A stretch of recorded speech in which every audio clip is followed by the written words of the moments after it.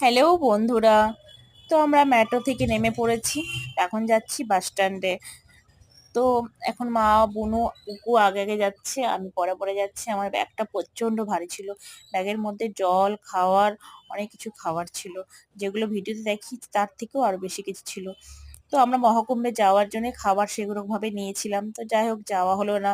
তো পরের দিন হরিদ্বারে যাচ্ছি, তো শুকনো খাবার ছিল, অনেক কিছু ফল ছিল। তো ওগুলো নিয়ে নিয়েছি, যে জায়গায় যে হরিদ্বারে গিয়ে খাওয়া হবে। তো এখানে ফাইনালি আমরা বাস স্ট্যান্ডে চলে এসেছি। আর এখানটা খুব হয়রান হতে হয়েছে আমাদেরকে, কেন যে একবার বলছে 12 নাম্বার, 13 নাম্বার, ঠিকঠাক আমরা বুঝতে পারছিলাম না কত নাম্বারে বাস আসবে। তো ফাইনালি আমরা বাস পেয়েও গেছিলাম।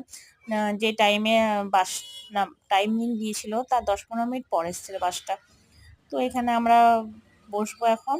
আর এখানে দেখুন, সানটা আমাদের ভালোভাবে সেরে নিয়েছি।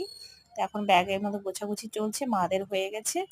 তো এখানে ব্যাগের ব্যাস চেন লাগাবো, চেন লাগিয়ে এখানে আমরা রওনা দেবো এখন।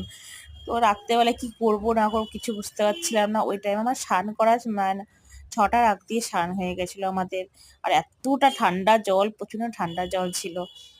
তো স্নান করার পর আর ঠান্ডা লাগছিল না।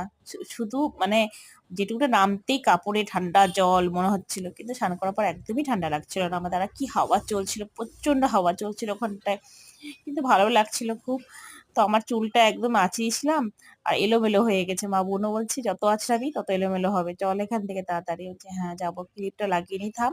লাগিয়ে নেওয়ার পর আয়নাটা ভরে নি, তাহলে যাবো। আর দেখুন, দুটো ব্যাগ থেকে 3টে ব্যাগ হয়ে গেছে, গঙ্গা জল তো নিয়ে আসতেই হবে, তার জন্য 3টে ব্যাগ হয়ে গেছে।